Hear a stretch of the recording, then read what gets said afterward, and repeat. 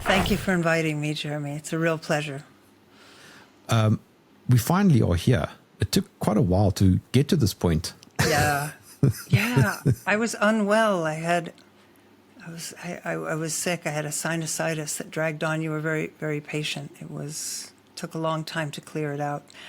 I live in Spain now, and I thought I would bounce back health-wise. You know, you can come to a new country, a new place, and something hits your system wrong, even though it's wonderful. It's sun-drenched. It's, you know, I'm very happy to be here. But it is actually possible that I've encountered my old friend mold again. I don't know how to check for mold in Spain. Spain. I didn't know you were in Spain. Okay, that explains a bunch of things now. How are you finding it? I've never been. As an African, it's very difficult to go to Europe. Schengen visas are not the easiest to get. Right. I love it. So my son moved here almost 8 years ago. He came to Granada. He fell in love with it. And he just moved to Granada. And then 3 years ago, he got married to his now wife, Paula. And I was back and forth. And I would say that when I this might sound strange, but I didn't exactly move to Spain. One of the times I came to Spain, I just didn't go back. And my son said, "Mom, can't you just stay?" And I was experiencing so many strange things. I am essentially a targeted individual since many years, and things were just I was just being hit with all kinds of, you know, bizarre things happening in the States. I've never felt safe, but it felt more and more like, so I feel like I almost defected to Spain. I didn't move to Spain the way a proper person would, like you spend a year or two tying up all the loose ends and selling your things and so forth. So this is a repeat of when I was 11. My mother took us to Sweden in the middle of a very tumultuous divorce, and she just told us we're not going back. So I've thought about this. I think this is ingrained in me that, you know, you go to a country and then you just stay there. So it has these elements of, like I feel like I, to some extent, defected and didn't plan it very well. I absolutely am I don't know if this is the right word, Hispanophile at this point. I love so many things about the culture, the people. I write about it sometimes, actually regularly on my Substack. I'm sort of in awe. The language is coming rather slowly, but it's coming along. But I've also noticed that, I would say I've experienced that moving to a new country later in life with a new language, new everything, it's not like when you're watching videos online and just because you find things more wonderful and the way things ought to be, your whole system can sort of freeze up and go into almost like a kind of a shock because nothing is familiar. So I've experienced a lot more of an adjustment period than I had wanted, including things like a return of some of my fatigue symptoms, which I've been battling for many years. So that's a whole part of my life and has been for the last 15 years. I started out writing about other people's disease, as it were. AIDS is the one I'm most known for. And then I myself became felled with chronic illness for many, many years. So I'm super fascinated by that whole subject.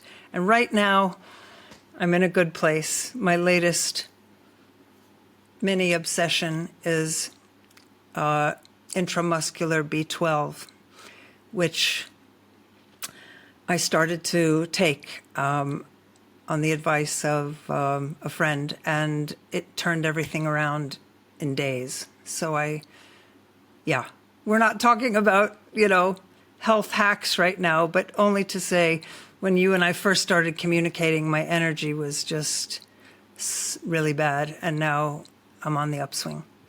Intramuscular B12. Hang on. I've never heard of that. So there's sublingual B12, there's B12 capsules. It's just you inject yourself with B12 in the arm and the leg. Why inject yourself as opposed to consuming? Because that's the only. Okay, so it turns out. All right, I'll go ahead and I'll be brief. But here's the deal with B12, as I understand it so far. So I have come to understand in recent weeks that you can be severely B12 deficient even though you eat meat. So I was a carnivore for years. I'm not really a carnivore anymore. I'm not against it, but I just it wasn't working for me as well nearly when I came to Spain, so I started including some fruits and vegetables. It's also very boring. Yeah, let's face it. It is. It is. And to get depressed by the same way a prisoner would get depressed, right? If it's the same food every day, that's not good for your health either. To just be so depressed, like, really? I can never eat an apple? Really? So there's something called pernicious anemia, which I now think may have been what I had, and that comes from having, to put it simply, digestive problems, gut problems, which is, of course, the nexus of virtually everybody's health problems. So I definitely had that. I had, a mercury assault as a child, 11 mercury fillings put in when I was 11 years old when we moved to Sweden. I had just tons of problems. So I had a big clue about a year and a half ago. I tried to donate blood in New York, and there was a child who was getting a cancer surgery, and his mom wanted non-vaccinated blood, non-COVID vaccinated blood. So I went to the clinic, and lo and behold, they rejected me for having low platelets. And I thought, what? How on earth can I be anemic when I'm a carnivore? So that's when I should have done a deep dive into the possibility I had pernicious anemia. So I haven't been properly diagnosed, but I'm working with a woman in the UK who does consultations, and you tell her your symptoms. She sends the B12, and if you feel a lot better, you probably did have a B12 deficiency. So, yeah. Diet is, for me, one of the most important topics, actually, because if you wake up feeling rubbish, then very little else matters. Right. Exactly. I was right there for, I don't want to count the years, 15 years, spending probably 85% of my time just trying to feel okay, just trying to feel better, endlessly researching, spending every last dollar I came across. And this is after I'm already exiled from journalism, not making a regular income. So I fell into this kind of underworld almost of being ill, not knowing what was wrong with me, not knowing, and really the subject that brings us together, what makes us sick, what does diet have to do with it, what does environment, air, technology, everything, like what is actually making me sick? And this question, I don't actually feel like we ever fully resolved it in the AIDS camp, and it was just as tricky to resolve it for myself. It's very individual, and it's not the sum of its parts. Often, people, when you feel like, I'm eating like a saint, I'm doing all the right things, and you can still, there's something you're missing, Your background, in writing and research, from what I discovered, is essentially HIV/AIDS. That's what you're known for. That's what I'm known for, yeah. Yeah. But here's the thing. Diet is intricately linked to that. Here in South Africa, as you most likely know, with the huge ARV rollout that happened in the mid-2000s, the president at the time, Thabo Mbeki, and his health minister were trying to tell the population to change their diet to become healthier. And this was laughed at and it was mocked. And of course, he was removed as the president, and he was replaced by Jacob Zuma, who then had the largest ARV rollout, I think, in South African history. what did they say? Nothing about diet. They just said, take these drugs and keep taking them basically until you die. Absolutely. And those drugs, which are effectively chemotherapy drugs, make you sicker and sicker and sicker. Okay, wow. Where do I begin? So Sorry, what I was doing is I was creating a segue there because you were talking about diet, and for me, diet is so intricately linked to HIV/AIDS. Absolutely. So, in 2000, actually, it really began in 1999 when Thabo Mbeki did this amazing thing and stood up. We were jubilant. Who's we? Dissenters against HIV theory. And we had been at it since 1987. I was a first generation HIV dissenter. David Rasnick also, I think. Dave Rasnick came along, Joan Shenton in the UK. So 1987 is where I usually start the clock because that's when Peter Duesberg's piece, first broadside against it all, comes out in the journal Cancer Research. That's when the war in earnest kicks off between him and them, and between Fauci, journalists who covered it. I was one of the first ones by just a strange fluke, being either in the right place at the right time or the wrong place at the wrong time. But I was at Spin magazine, and it was a rock magazine that favored contrarian investigative journalism. And I read about it in the New York Native, went running in, we got to cover this story. I won't go into all the details. I've done it about, who said yes and who said no. But suffice to say, I had the full backing in the end of the publisher of Spin magazine. So we stayed on that story for 10 solid years. And the international dissident community was growing and growing. A lot of luminaries. It seemed now, looking back, like the top people in every field joined the opposition to Gallo's preposterous HIV so-called theory. And Fauci was, the silent godfather behind the scenes, pulling the strings, terminating funding for anything and anybody who stepped one iota outside of doctrinaire orthodox I might call it like Leninist AIDS HIV theory, which was HIV by itself with no other contributing factors is the single and sufficient cause of AIDS. And anybody who dares stray in the direction of suggesting otherwise must be punished as a counter-revolutionary force that has to be removed as a threat to AIDS research, which was a revolutionary. It was a cult. It was a huge money laundering operation. It was a psyop. Lots of words I could use to describe it. But when Thabo Mbeki came out, and I remember it like it was yesterday, we all felt liberation was imminent. That surely a head of state of his, especially with his political pedigree and of his stature, how much he was respected, that it was going to be a Berlin Wall moment for us. Everybody was going to understand, And then he had the conference. I was there in Pretoria. We journalists were not allowed. The one that fell apart. The one that fell apart.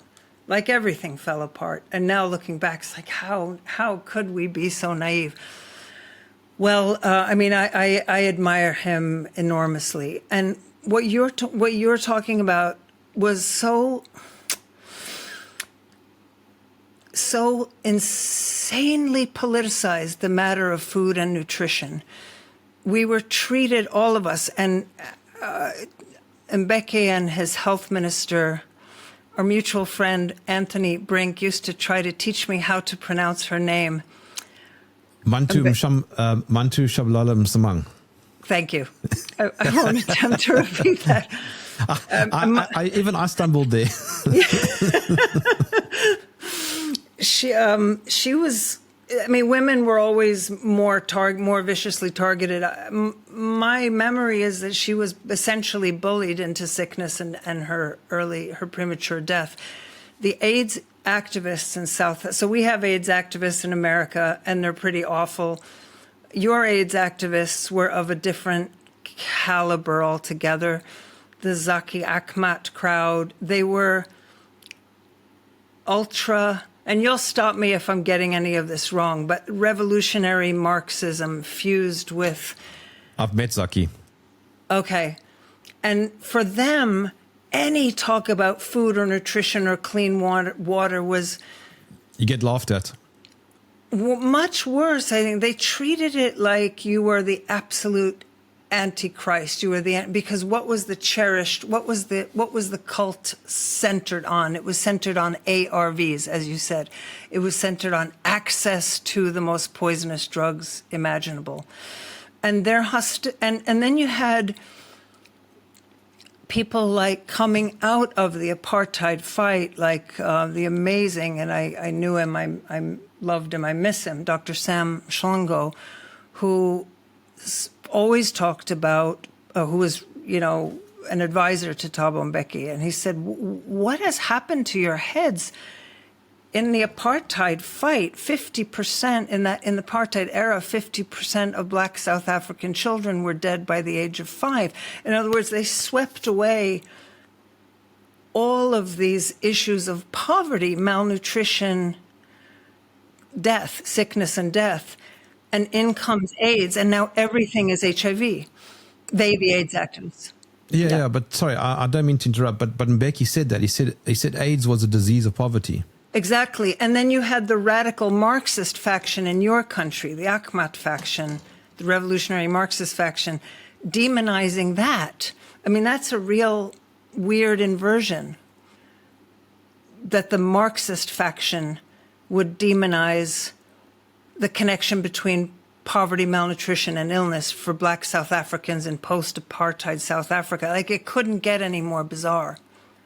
But that was, and then the whole global left-ish, left of center kind of highbrow media piled on Mbeki in the most vile, racist, derogatory terms. The way they attacked him, it was breathtaking. People who didn't live through this would never believe it, how mean and vicious and surreal it was. It was surreal. There were no discussions about, yes, well, of course, clean water matters and poverty, and we have to talk about these things. It really was as though, because they knew, because they, the globalist powers that be, knew that this was a slippery slope, right? This is a portal to the real questions. Do viruses exist? Do viruses cause disease? Is contagion real? Because this is their entire multi-trillion-dollar money laundering apparatus and social control super plan, and they're all in on it, right? So we could not figure out at the time, why are they so vicious? They hated us so much, And then when COVID broke out, I mean, I don't mean broke out as an illness. I mean descended as an attack on humanity. Happened, yeah. It started to make sense. But this is the thing, Celia, and this is why chatting about HIV/AIDS suddenly, in my view, seems more relevant now, because the COVID thing was almost like a mirror image of the AIDS thing. I mean, I've got Mbeki's 2001 AIDS report here in front of me, and on page, is it 16 or 17? I can't see here. The team that wrote the report advised against PCR tests. And look at us. Here we are, post-COVID. Yes. Yeah. In fact, anybody hearing this, you can find a transcript of at least half the conference, the Pretoria conference, on David Rasnick's website. Have you ever seen that document? I've got all the videos also of that event. You do? Yeah, but you have the video. Wow. Okay, I didn't know that. No, but you can't. It's not really watchable because it's all broken and the audio doesn't work and it's not synced correctly and all that sort of stuff. But nonetheless, this is David a very important piece of history. It's a very important piece of history. And years after it was all said and done, I actually found there was an author. I have no idea his name or the title of his book. I just remember coming across it.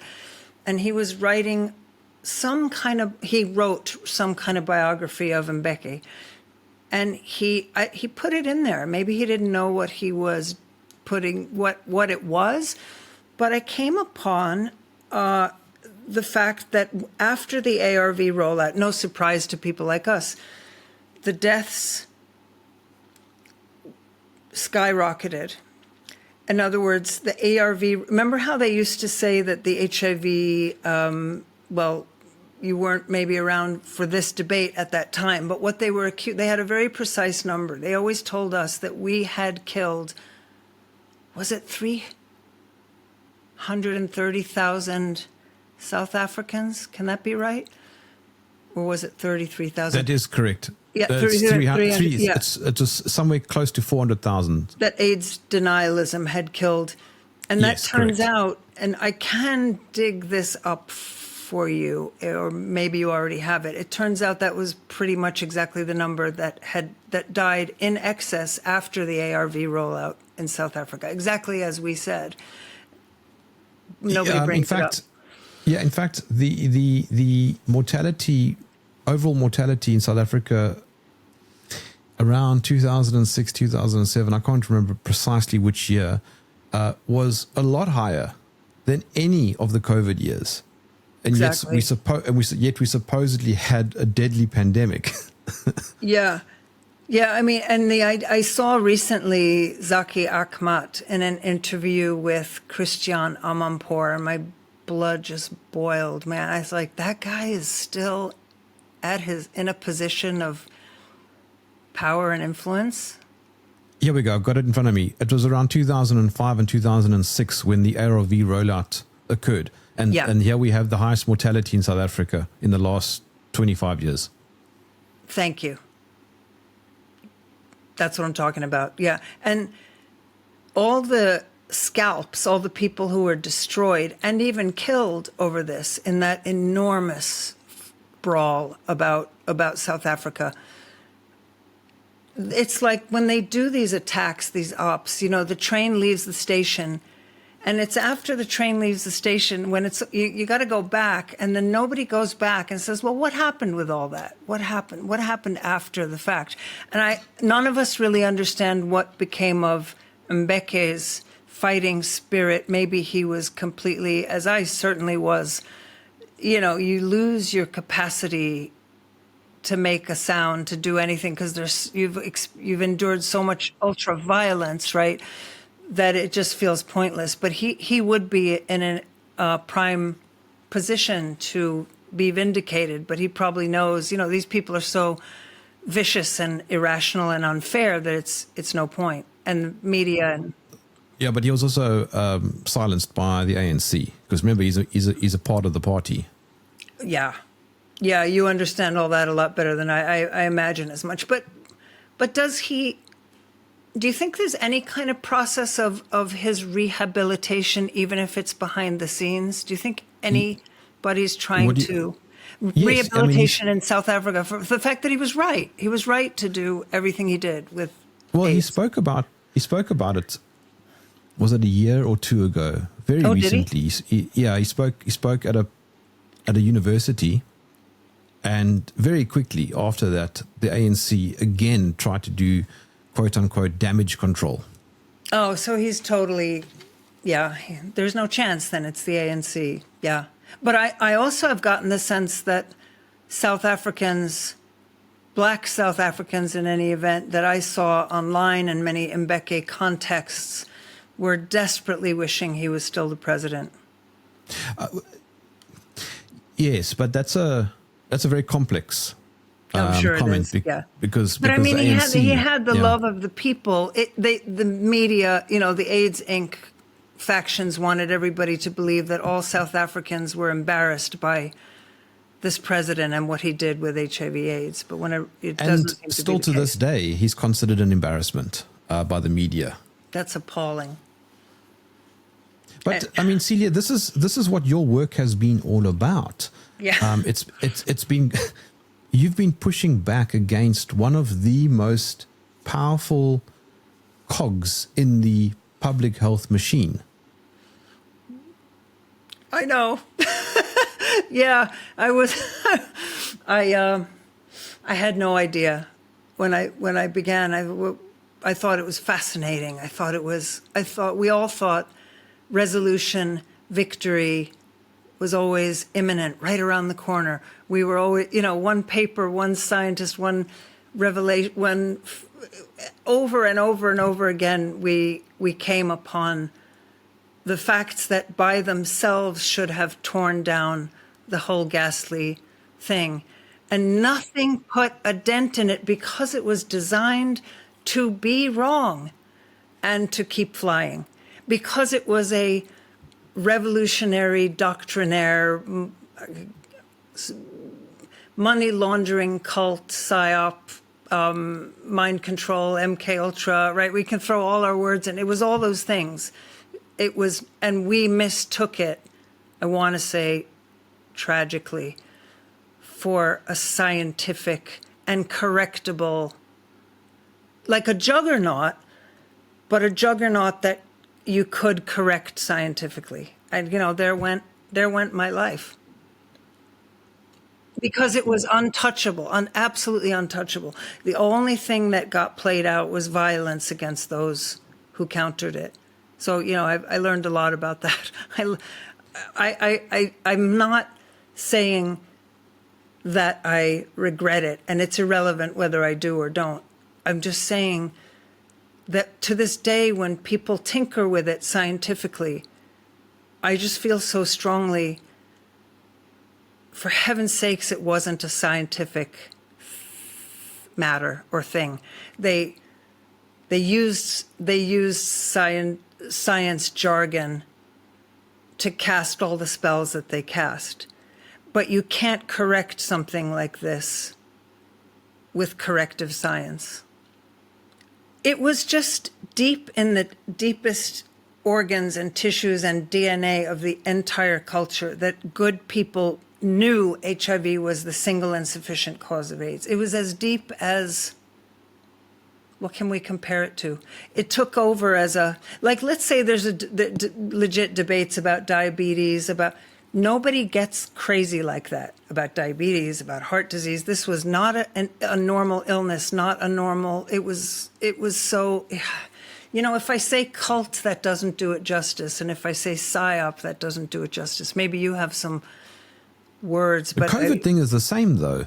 It's the same, but we need a term for what these its are. They are. It's dogmatic, also. They are wrecking ball social engineering projects on such a grand scale, with so much money in them and through them, and they create entire cultures that are paid off to support them. So I do think my word revolution is an important word, because what happens when there's a revolution, everything changes very fast, so nothing that was believed 2 days ago counts anymore. It becomes necessary to kill everybody who could threaten the revolution. The revolution must survive. The revolutionaries, they survive. And anybody who says, what is all, they get taken out and shot. So it was like a bloodless revolution in biology, starting in the United States. So American biology, through this dark moment of Robert Gallo announcing HIV was the cause of AIDS, was also simultaneously destroyed. And those biologists, virologists, real scientists and academics who saw it and protested it, what I really covered was what happened to them. Primarily, that's what I covered. I didn't cover the about every last scientific detail this way or that, because I was on the ground covering the sociological, nightmarish phenomenon of this whole thing. Luc Montagnier was his partner in crime, and I think it was in the 1990s when he publicly said that HIV does not need to be the sole cause of AIDS, and that has been largely severely suppressed, that particular comment of his. Luc Montagnier, I remember it vividly. He came out in the very early 90s, and he came out at a conference, and he got behind a scientist named Dr. Shai-Ching Lo, who was proposing that a mycoplasma could have something to do with the development of AIDS. Montagnier, in relative innocence, came out and said, I think this is interesting. I don't remember exactly what he said. Again, for all of us, this was a huge moment. I devoted one or more columns. I had a column that was called Words from the Front that covered this war blow by blow. That was a very big deal. They went ballistic, berserk on him. Oh, it was, I'm trying to remember the detail. I mean, people denouncing him on the spot, threatening to end the conference, storming out.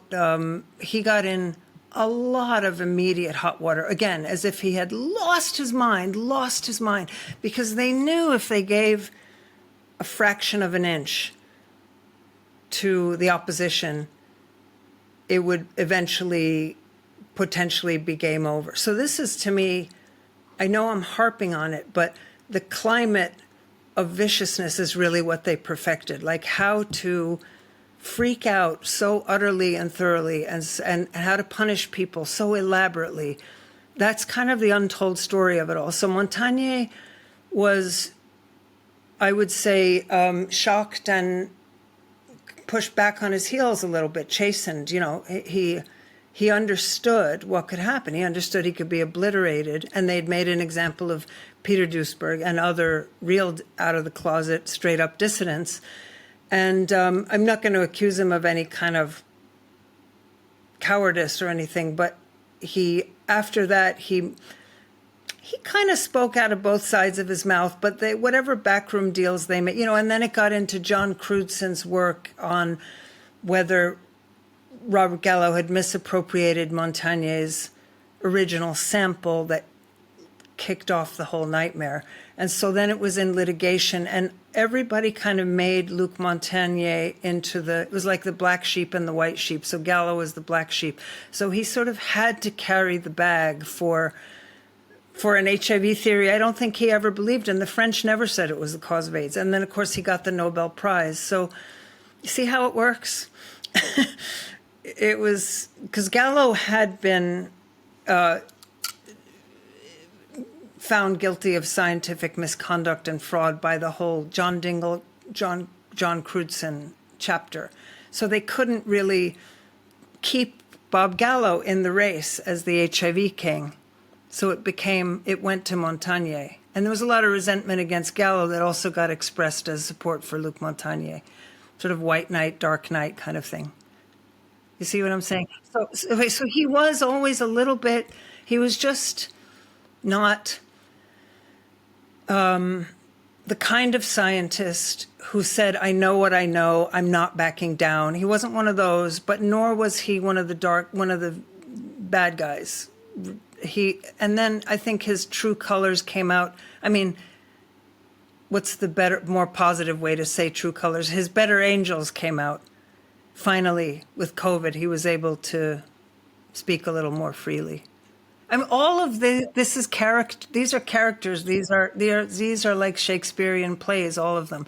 All of this is about ambition, greed, idealism. That's why I was always fascinated by the characters, the scientists, and the differences between them. And I was interested in the good ones, not the bad ones. I was interested in the ones who I was just fascinated by how they could stand up and say what it felt to me that even then, like, you guys are like a dying breed. You're not even going to be around when, because what you're doing is going against your own interests and all the money. Everyone's saying you're crazy and awful and murderous, and still you're saying it. You're seeing something that's so important to you. And that was really inspiring to me. Like if I was a nature photographer, I want to photograph the last, snow leopards or something, because they were very fascinating. And their story hasn't been told. There were thousands of them. Yeah, in your Substack, you spoke recently about the opposition and the viciousness of it. Yep. COINTELPRO. I don't know that much more about COINTELPRO than the next person. I just have seen it over and over and over again, where you get, it's the Trotsky phenomenon, right? Like an assigned purity leader, revolutionary, stands up against the original Revolutionary Guard, starts throwing broken bottles, all hell breaks loose, everybody has to take sides. It's an absolute standard feature of every movement. Yeah, but I mean, like in the no virus thing, it's incredibly annoying. Even if a lot of the individuals perhaps might be on the right side of scientific history, there is this type of militant, cult-like thing. I don't know what the right term is to describe a lot of these people. I'll mention Carrie Mullis and how he was trying to search for the link between HIV and AIDS, and suddenly I get people saying to me, he was a shill and all sorts of stuff, and you can't speak about him at all because he believed in viruses. And it just completely dismantles any type of healthy discourse.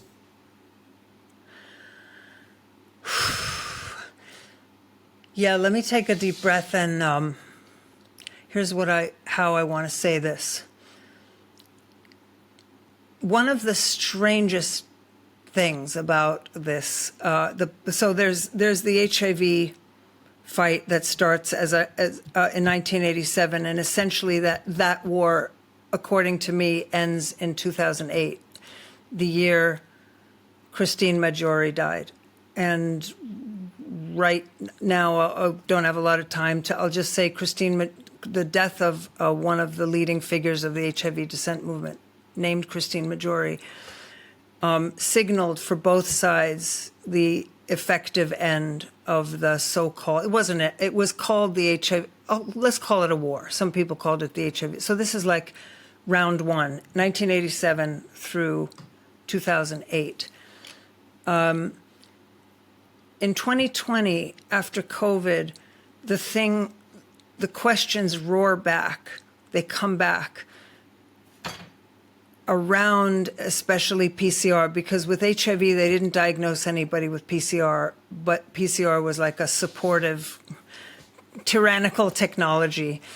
Now you have people really jumping out of their socks, cottoning on, many of them very outstanding and doing a lot of great work. I kind of want to avoid names, at least for the time being. And so it revs up into this, let's see, I want to kind of name it something. It's like virus and causation and PCR study or understanding part 2. That's a very bad name for it. What shall we call it? In other words, there was a war that nobody heard of or knew of, or was most of the people who joined in round 2 never heard of what came before. They just somehow cottoned on in 2020. Like, this makes no sense. How can somebody transmit a disease if they're asymptomatic? PCR, right? So now there's like lots of people all over the world and all kinds of channels, and it was amazing. It was like a renaissance of the very questions that we were so crucified and destroyed for forging all those years. But what also happened was that there was a militant strand in it, some of whom were around fractioning the original movement, who came in as purifiers, super radical, revolutionary, I call them Trotskyites, who started to demand this purification of all the issues and started to rubbish all the people who had come before, some of whom I've described, in the most unbelievably vicious, unjust, and abusive terms. And I was one of them. There were many others, and the attack on Carrie Mullis was one of those chapters in the whole thing that was so unbelievably downright strange. Like you can look at somebody just having sort of an epileptic fit on a bus or something. Like, where is? I mean, and it's like what I mean by that is it seemed like a fit of a fit of destruction for the sake of destruction, or defamation for the sake of defamation. Like, it became cool to just attack and to show to some force out there that you're one of the purists now. So they called themselves No Virus. They didn't call themselves, weirdly, they didn't talk about the Perth group particularly, because it used to be there was a battle between the Perth group and the Duisburgians, and, you know, I could say a lot about that. But in this new fight and this new purity, it felt synthetic to me. It felt planted. It felt like there were bad actors who had been planted there to run this new script, which made absolutely no sense. Here's what makes no sense, starting with this, that people should cotton on, as I say, to a matter that was, you know, like the ground is soaked in other people's blood for all these decades, and people suddenly crop up and they're going to send other people to the cornfield. You know, that episode of Twilight Zone, the tyrant boy sends people to the cornfield for wrong think. That's what they were doing. That one is out, that one is out, that one is, and it's like, wait, but you guys just turned up? Who are you? I never heard of you. You weren't part of this back when we really could have used you, back when we were all getting slaughtered out here. But they had this self-anointed, absolute,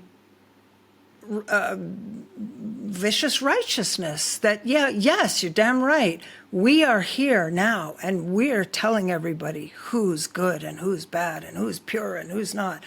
And it was so bizarre, I could not even actually understand it for a long time, or kind of deal with it or write about it. And I don't like writing about it. It makes me miserable. What I would say to people who push that, who are decent but are Kool-Aided, who have picked this up somewhere, like, yeah, Carrie Mullis was bullshit, and Peter Duisberg was no hero, and they believe in viruses. They're just grifters. Yeah, they're just grifters. Grifters? Wait, people all of whose money was taken away? Peter Duisberg was defunded by Anthony Fauci in 1987, never received another federal... I got to stay calm. Okay, what I would say, I'm going to try to do it calmly, is if you weren't there, with all due respect, you don't understand what this war was about, what was in it. You're just here now in a very safe, air-conditioned field with your little channels, and you're tinkering with the science, and you're really smart, and you're really kind of full of yourselves, but you do not understand what it meant for example, Peter Duisberg to be on that mountain facing, like, for example, the AZT death train coming right at him. All of these multi-trillion-dollar attacks coming, and there was no such thing as having your channel or your following or your Substack or brain. It was just punishment, in some cases death. So when I say people don't understand what that war was about, they think like, oh, Peter Duisberg was sitting around saying, well, you know, retroviruses are really important, and I'm here to represent, don't ever take away my retroviruses. He was the one who introduced the very idea of opposing this mammoth force of Robert Gallo, Anthony Fauci, and the WHO. And there was no such thing as interfering with that spell before Peter Duisberg. It was about, yes, causation, toxicity, transmission. Duisberg was the first to say AIDS is not a sexually transmissible disease. So it's extremely reductionist to say that he isn't in harmony with most of what the contemporary post-2020 guys like Tom Cowan say. There's so much in what he and the other dissidents forged that is exactly in line with what they said, except that they didn't dispatch entirely of the notion of the existence of these putative entities. Okay, but if you think that is such a big deal, you don't understand what the battle was about and how people were getting killed, on, you know, people having to poison their kids to death or lose custody of their kids. And Duisberg is sitting there, like, writing letters, testifying, showing up. It was a blood battle. It was terrifying. It was terrifying. A lot of people died. friends who were murdered. So I get emotional about these people who have like the luxury to turn up now, and tell those people and the memory of those people that they're bullshit. I sort of can't believe it from a spiritual perspective. I can't believe being that uncharitable. It's very arrogant. It's self-important. These purity tests are destructive. They don't actually do anything good.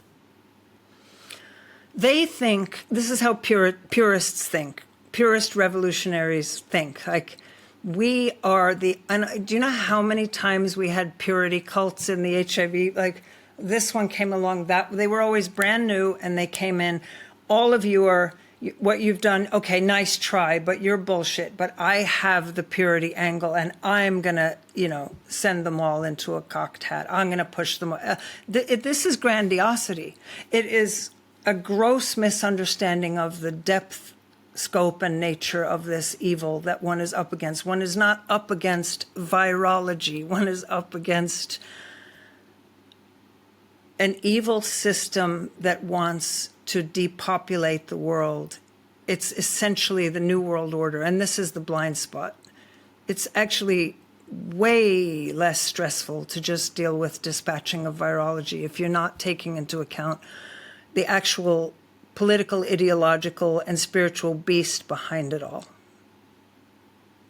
Behind both of these things. Yeah, you briefly mentioned Eleni Papadopoulos. Most people don't know her name, and she did incredible work.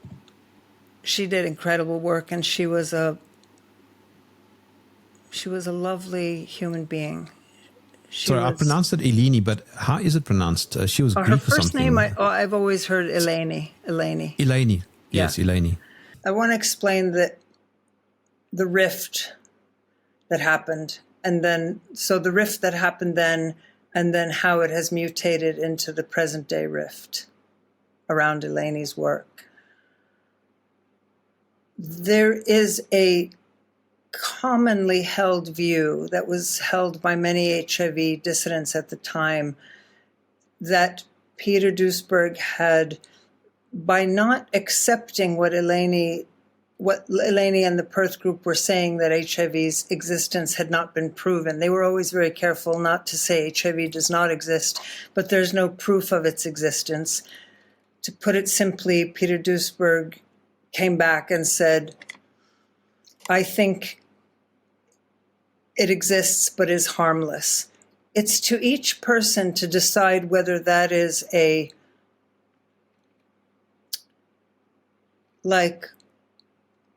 something worthy of a war, a divide that's worthy of a total split, or whether that's a fractional difference. For a person who is, quote unquote, diagnosed as HIV positive and told they're going to die, and that's really who we should be focusing on. What's the difference to that person? One camp is saying HIV exists but is harmless. You don't need to worry about it. It is not going to kill you. And one camp is saying, in fact, there's no proof of its existence. I feel that becomes a very esoteric, almost like ivory tower distinction. I always felt that. Can we please stay united and keep hostilities out?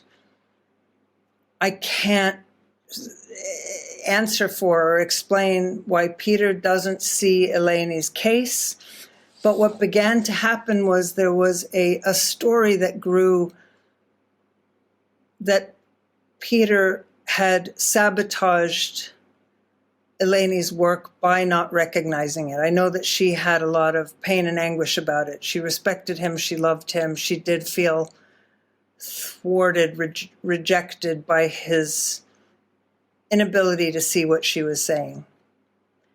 And it caused a tremendous and deep, painful rift in the movement, from which we never recovered. And the HIV dissent movement crumbled along these lines. now to see it flare up again in an even more malignant form, which is also ahistorical, because the people jumping on the bandwagon now don't know the history and aren't interested in the history. But it's become fashionable to posit this point of purity as the one pinnacle of saving the world. If we dispatch of the notion of viruses existing,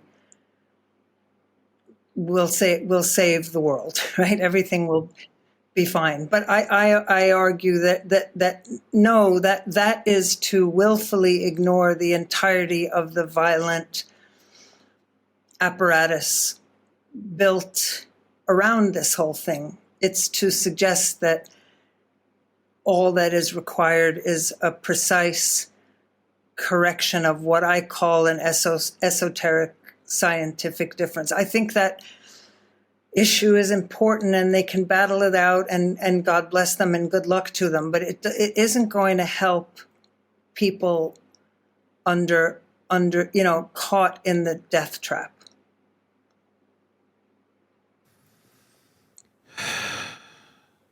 Yes.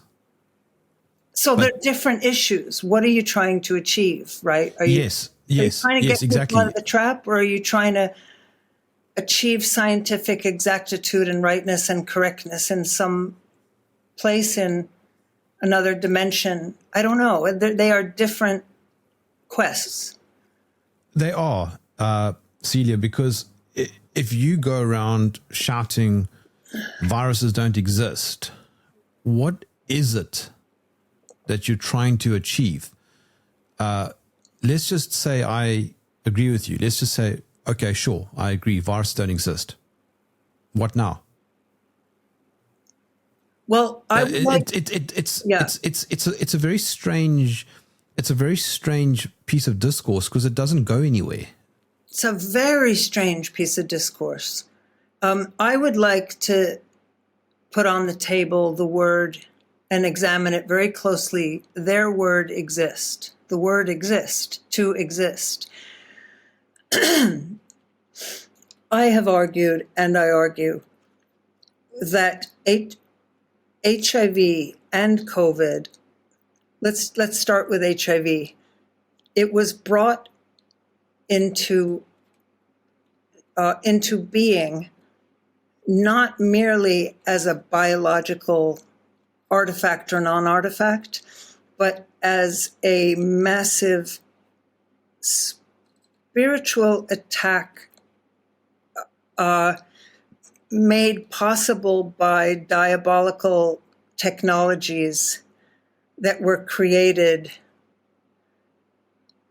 to induce and suggest its presence, the so-called HIV tests, and the entire propaganda apparatus around HIV. So I actually argue there was an it that exists. It's like saying, does a malevolent spirit exist if you can't see it and put it in a bottle and throw it over a cliff? It's still perturbing. And this gets into, are we secular materialists? Or do we believe this is spiritual warfare, which I do? So I think we had to fight, quote unquote, HIV as a diabolical, technocratic, possessed idea and set of technologies that very much existed because they made it exist. It wasn't really going to help us that the it didn't exist in its purest form as a biological pathogen. Again, I think it is to look away from the beast itself and everything that the beast uses to crush people. Do you think a lot of that is by emergence or by design?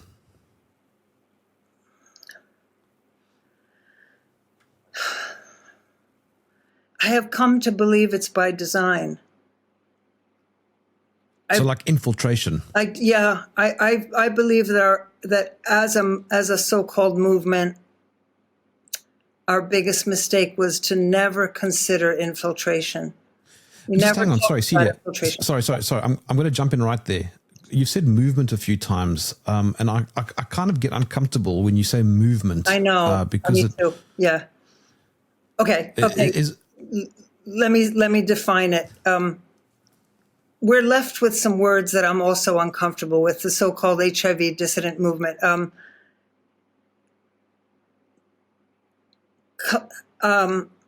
So I don't mean to derail you, but No, but it's people that came together in different countries from all different walks of life and all different disciplines who it's like a abhorred. collective.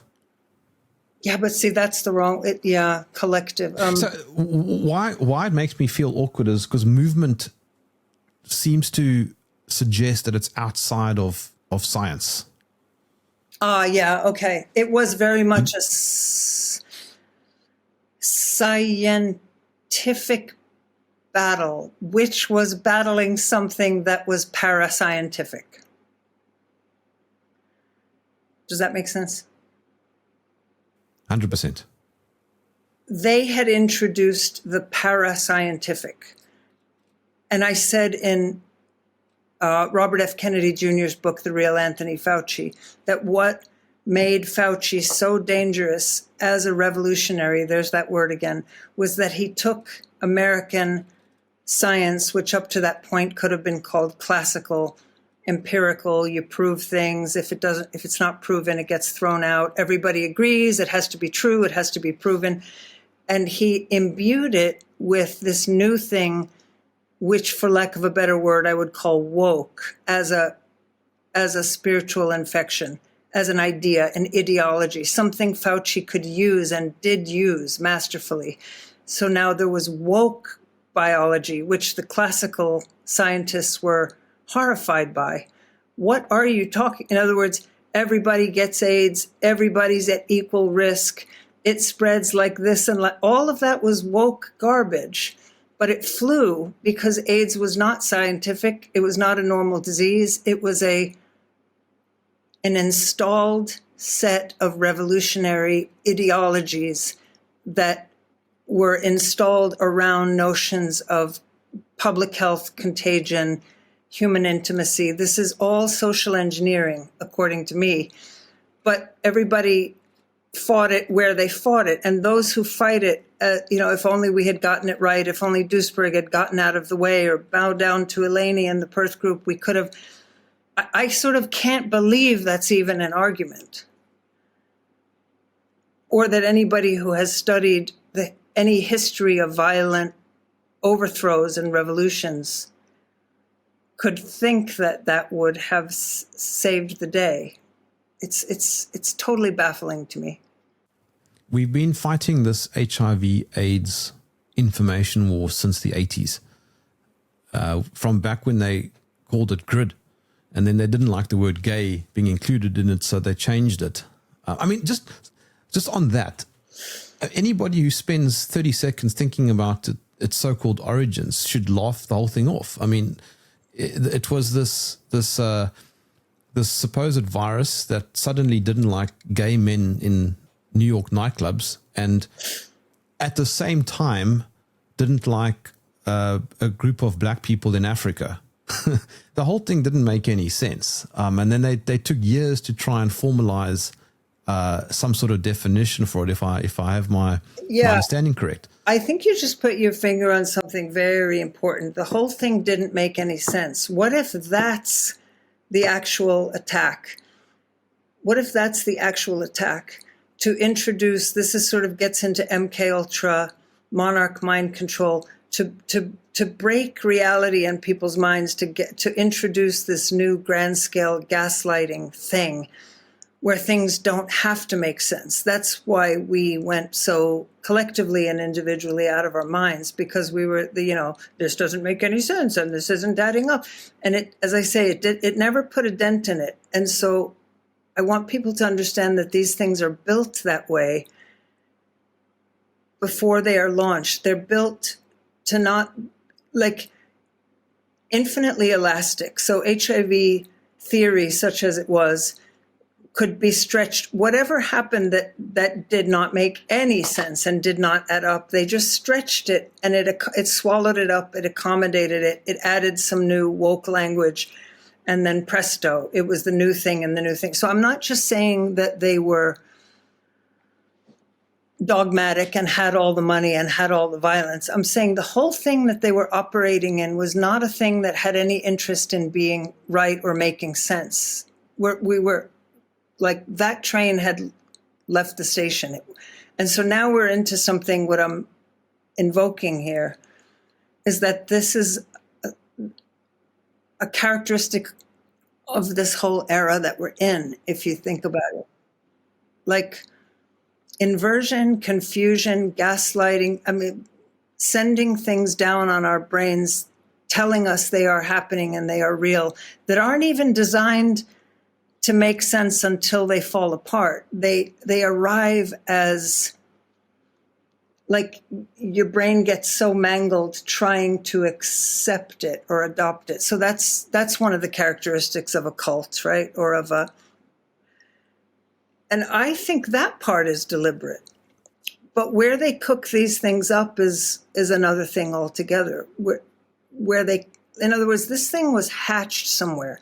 Not just Gallo standing there saying, we have found the probable cause of AIDS and the United States government and all of that, but the whole thing. So let's just talk about it for a moment. People were overnight mass-induced to believe that a new deadly virus, in this case retrovirus, had jumped species from an African green monkey. This really is the origin theory, I'm not joking, via a Canadian flight attendant that was written about in a book that was fiction by Randy Schiltz. And people were then induced to believe that this bugaboo, this it, was anywhere, it could be anywhere, it could be on a toilet seat, could be on a salad leaf. Gay men would come home for Thanksgiving, and after they left, their mothers would like throw the dishes out, you know. So it really was the dawn, the introduction of terrorizing baseless contagion theory for the modern age. And what a toy for them. Imagine what they could do with this new evil toy, because they knew somehow that there's something in the human psyche that responds to these ideas of contagion with tremendous force, with tremendous fear. And then to think that all those decades of blood, sweat, and tears from all the dissident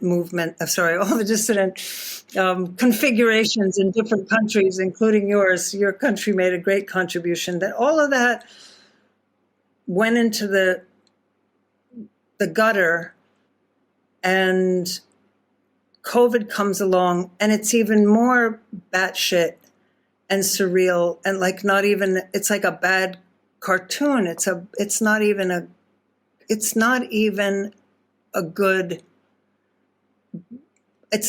good pack of lies.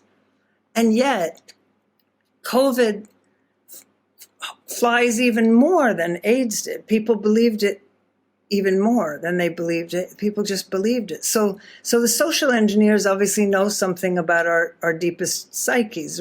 I can't believe anybody believed it. I can't believe anybody believed, like, for example, in a city like New York City, where I'm from, that after all this time of being New York City, where people are coming in from all over, you know, it's a filthy place, that, oh no, now there's this little thing that, you know, is going to kill everybody.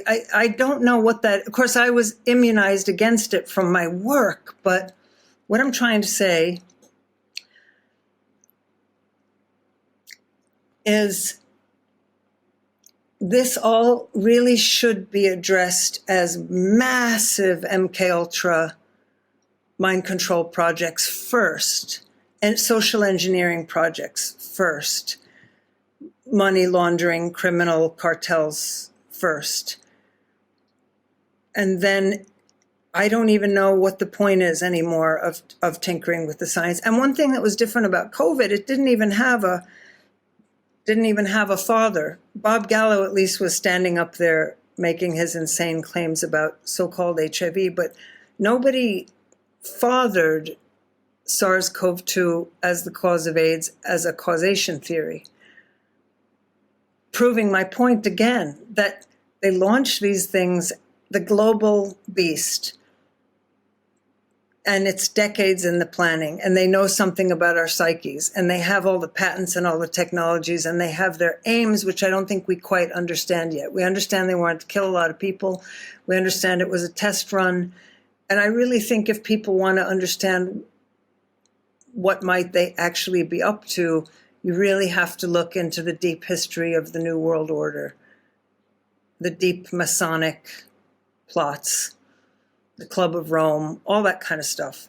And people who like to focus on esoteric science, they've never touched that stuff.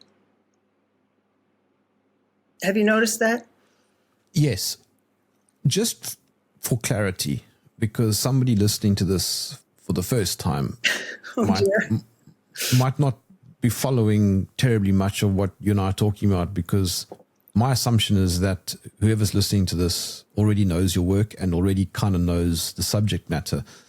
But the gist of it is that there isn't evidence that, based on the current definition of HIV, such a pathogen exists and spreads to another person and causes something called AIDS. Correct. And the way you can, okay, let's look around for a moment. It's 2025. You have for example, the P. Diddy trial, or you take a figure like Jeffrey Epstein, or you take a figure like, leave aside for a moment the issue of blackmail, human trafficking, child trafficking, which is what we usually think we're talking about only when we talk about these figures. But think about the sex part for a moment, and then think about AIDS theory for a moment. Back in the 80s, the mantra and the indoctrination, the heavy revolutionary indoctrination, was that any act of unprotected sex could kill anybody, any broken condom, etc. Why wouldn't the most, and you have OnlyFans, you have a world now that is very sexually promiscuous. You could even say it's all like a big sort of, or it's like orgiastic, right? Sex is off of every kind of harness or chain, right? This is a highly, highly sexualized era. And what do you never hear? I got AIDS from, you have these women also, this just screams Tavistock to me, these blonde British women who claim they're having, has sex with 1,000 men a day. It is unbelievable, and it's so gross. Because again, they're trying to break our souls. And because you interviewed Mike Williams, that the Beatles was one of the first big social engineering project, like a wedge weapon to shatter family values, Christian ethos, all kinds. So this is what this crowd is always after. And I don't see any chance whatsoever that those OnlyFans women, and it's really odd that they're always British and they look very similar. They're all blonde, they're all British, they look very similar. This is an op. And so what does that op want? It wants to destroy women. I think the main goal of these people, the number one goal, is to destroy women. And to destroy human bonds and to destroy the human soul. So if we want to take a step back and say, wait, really? HIV wasn't correct? I just ask people, it's like, when you, okay, PSYOPs, they're all over, 9/11, PSYOP. AIDS, PSYOP, COVID, PSYOP, the way to see them, Pearl Harbor, like it takes about 20 years. And then the back end, like as if half an airplane just fell off, it just falls off. It's just not there. The thing that they used to forge it, to weaponize it, is evidently not happening in our world, but it has moved on. And the op doesn't want to be correct or true or right or proven right or nobody. It doesn't need to be. It's an attack. And it serves its purpose in its time. And then they move on to the next attack. But if we're still talking about, can we be certain that HIV theory, which was that it was a sexually transmissible disease, highly transmissible, very invariably lethal, but it was supposed to be sexual. And this is why I insist Duisberg deserves way more credit from his contemporary critics in the no virus movement, because I remember vividly, and I broke out in a cold sweat when he came out and said, it's not sexually transmissible, right? And then we had all kinds of things we came upon, that there was no HIV in human semen. And so these wars, you see, and now they're pushing so much sex and they're simply not mentioning it. When was the last time you heard anybody mention, oh, be careful with sex, you could get AIDS? It's over. Here in South Africa, you never hear anything about it. It's over, long gone. It's over, right? So what are we actually talking about right now when we talk about hindsight and who was right? If HIV theory were true, and it's a virus that's contagious, why is there no vaccine?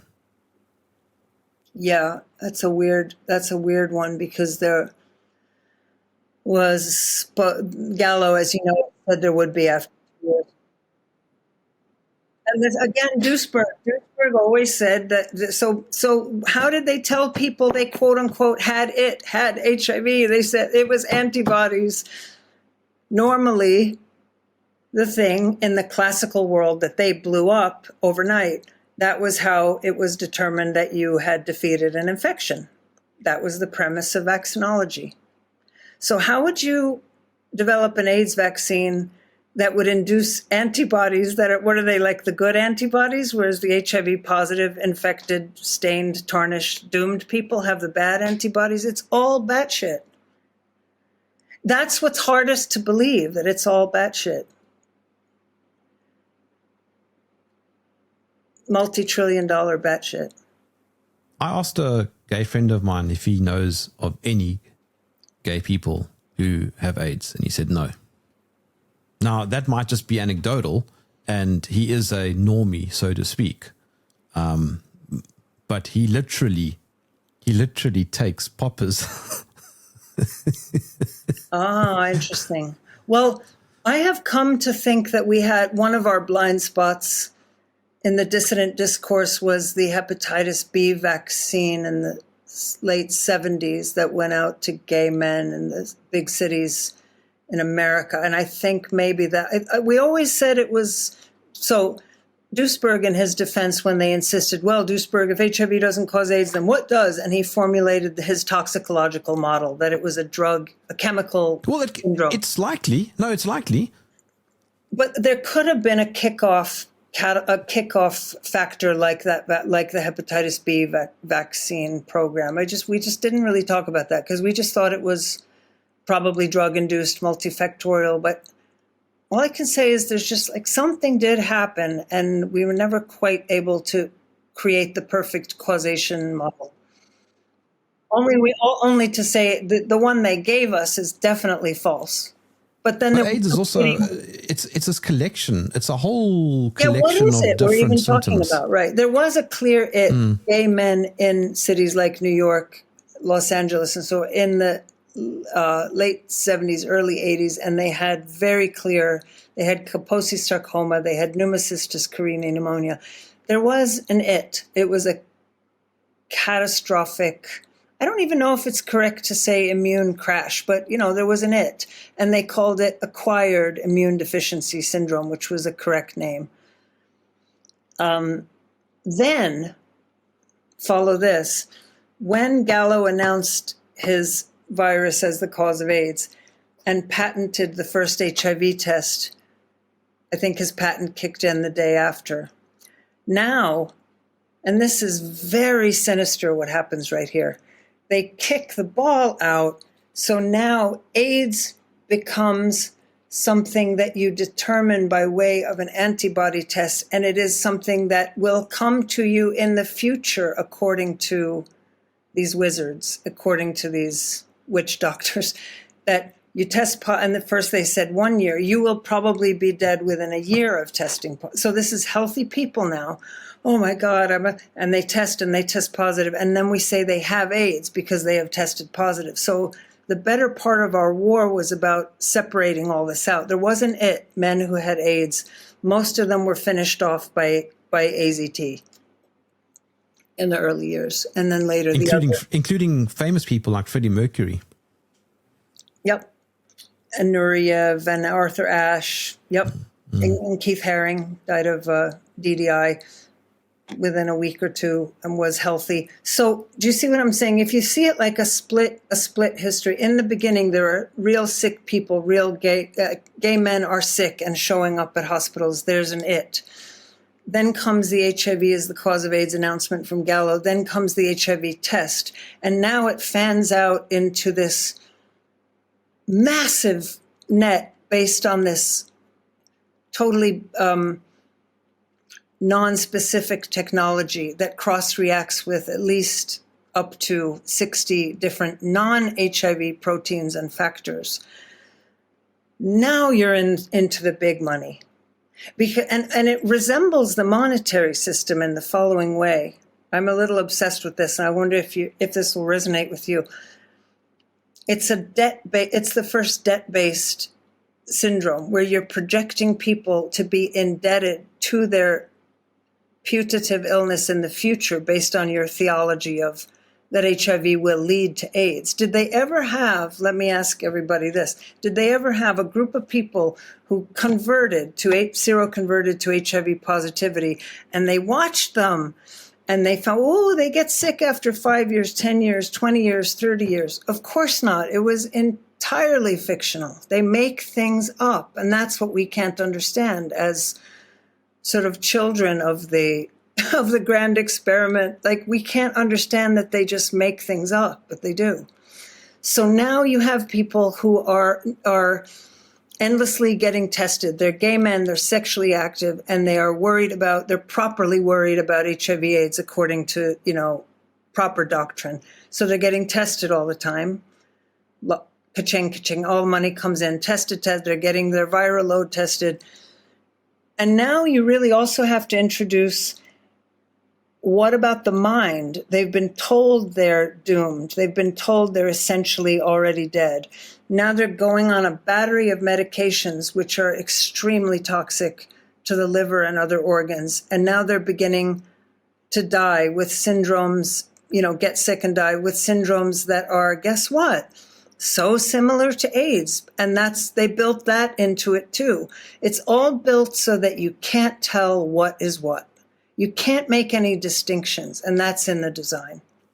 Yes, confusion leads to mass anxiety, as Matthias Desmet has spoken about. And when you have mass anxiety, you have a lot of people grabbing onto perhaps bad ideas, and that's what he calls mass formation. Yeah, you asked about light and hope.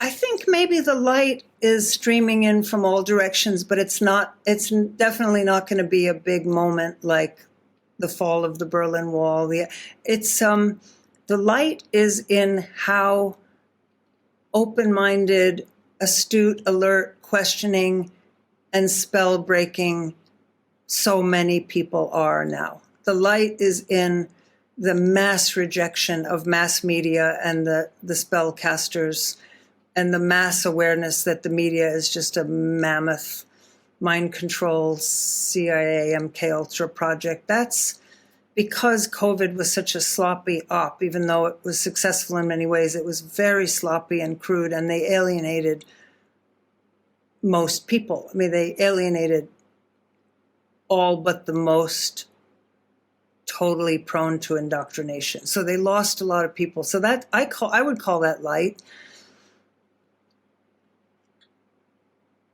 We're kind of in the enlightenment in that regard. We're not saved, right? No one's coming to save us.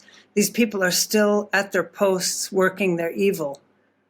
But when this whole nightmare began, most people could not conceive of, why would Fauci lie, and why would they all lie?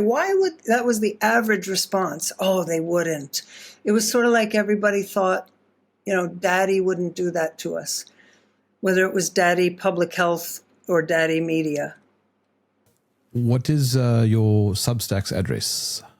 It is Celia, Celia Farber celiafarber.substack.com. It's called The Truth Barrier. And my book, I'll hold it up, is called Serious Adverse Events, An Uncensored History of AIDS. Came out, it was reissued in 2023. It's on, what's it called? Amazon.